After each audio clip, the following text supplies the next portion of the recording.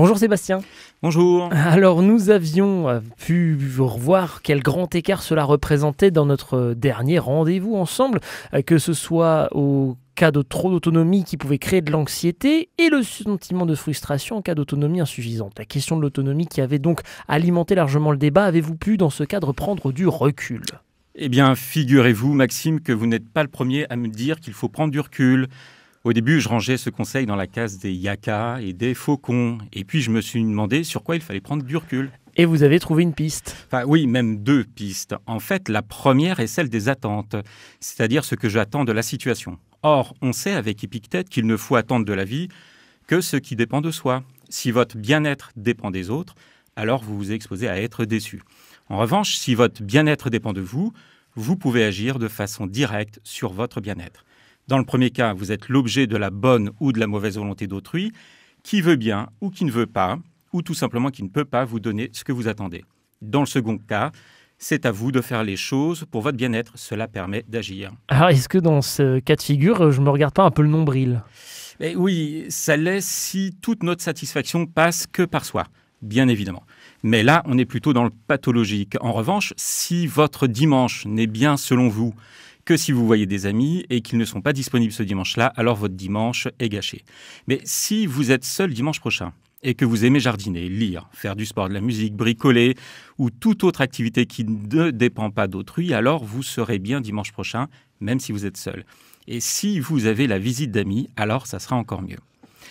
Votre bien-être sera encore plus grand avec la présence des amis, mais ça ne sera pas l'enfer s'ils ne sont pas là.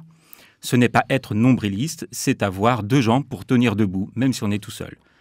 L'autre doit être quelqu'un avec qui on aime marcher dans la vie, plutôt que la béquille qui nous empêche de tomber. Ça me fait penser à la demande d'amour. J'ai entendu l'autre jour que Roland Barthes expliquait que dire une fois à quelqu'un qu'on l'aime, c'est une information. Mais lui dire 3 fois par jour qu'on l'aime, c'est autre chose. C'est un peu comme le tonneau des Danaïades. Les 50 filles du roi Danaos qui sont condamnées à remplir des tonneaux percés. Si on déclare 10 fois par jour son amour à la personne aimée et qu'elle en a besoin le lendemain, c'est que cela n'a servi à rien. Pour le coup, ce n'est pas une information, c'est de la réassurance ou autre chose. En tout cas, c'est quelque chose qui ne marche pas puisqu'il faut recommencer sans cesse. Pour résumer, il ne faut pas dépendre d'autrui pour s'assurer notre minimum de bien-être et donc prendre du recul, c'est le mot-clé, sur ce qu'on attend des autres, sans quoi c'est risqué. Alors, quelle est la deuxième piste qui va avec cette réflexion ? Eh bien, la seconde est liée à ce que l'on ressent. Je vais vous l'amener avec un jeu de mots lacanien. Et pourtant, je ne suis vraiment pas fan des jeux de mots lacaniens qui pédalent dans le vide. Mais celui-ci est hissé au niveau d'une figure de style. Ce jeu de mots, c'est que le sentiment. C'est-à-dire que le sentiment que nous avons d'une chose est ce que l'on a senti, mais que cela ment, le sentiment. Autrement dit, ne nous fions pas à uniquement ce que nous ressentons. Prenons un exemple. Je me promène dans la rue, je tombe nez à nez face à un caniche. Enfin, ça c'est quand vous êtes un petit peu plus grand que ça, Sébastien. Oui, alors disons, je tombe pied à nez face à un caniche ou mollet à nez face à un caniche. Bon, je tombe face à ce caniche et alors j'ai très peur. Vous savez, du genre phobie des caniches. Dans ce cas, mon sentiment de peur est totalement inadapté. Que j'ai peur en tombant nez à nez avec un lion. Et c'est plutôt une bonne idée, car un lion, c'est vraiment dangereux. Ma vie est en jeu. Mais avec un caniche. Alors, vous voulez dire que parfois nos sentiments sont de bons conseillers, comme avec le lion, et parfois de mauvais conseilleurs, comme avec le caniche. Mais qu'il faut faire la part des choses, oui, mais comment ? Eh bien, c'est exactement ça, Maxime. Mes émotions sont des indicateurs, mais des indicateurs pas toujours fiables. Celui qui se croit en sécurité à 200 km/h sur une route départementale est trompé par son sentiment de sécurité.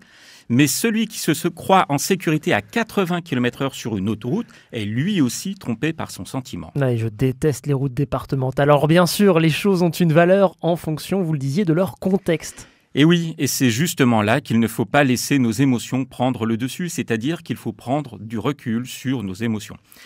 L'émotion est un indicateur, mais il faut quitter le registre de l'émotion pour entrer dans celui de la raison. Si l'émotion est notre premier guide, notre perception de la situation sociale peut être troublée et notre analyse défectueuse malgré un sentiment bien là, bien fort et bien authentique. Et pour en revenir à notre question de départ, quand notre bien-être dépend des autres, nous nous mettons en difficulté car si l'autre ne répond pas à nos attentes, alors on éprouve des sentiments négatifs. Or, on peut voir des personnes qui ont le même type de rapport avec le travail. Pour elles, le travail est le seul élément de leur vie qui leur permet de se réaliser, de leur donner du sens, voire de leur donner une existence. Seulement, quand le travail vient à disparaître, le risque est de croire que l'on disparaît aussi. Rappelez-vous ces mots de Lionel, un abîmé de France Télécom, qui a dit « Un jour, en réunion, mon chef m'a dit que je n'étais plus compétent. » Or, si on n'est plus compétent, on n'est plus bon à rien. Si on n'est plus bon à rien, vous n'existez plus. Si vous n'existez plus, faut se donner la mort. Et Lionel a fait une tentative de suicide au bureau. Vous voyez, il y a là un paralogisme qui peut être très dangereux, appuyé sur des sentiments desquels il n'a pas pris de recul. Alors, faites comme disait ma grand-mère, ne mettez pas tous vos œufs dans le même panier. Donc, aimez, ayez des amis, des loisirs, croquez la vie à pleines dents.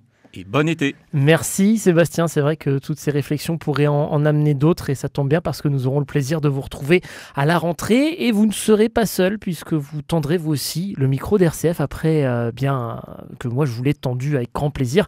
Vous y avez pris goût et ce sera donc vous l'intervieweur dans une toute nouvelle émission que nous aurons grand plaisir à vous partager à cette occasion. Cette chronique qui vous amènera sûrement à vous faire réfléchir et puis ça se partage la réflexion, donc n'hésitez pas à la retrouver en podcast et à la transmettre autour de vous sur rcf.fr et sur notre application mobile.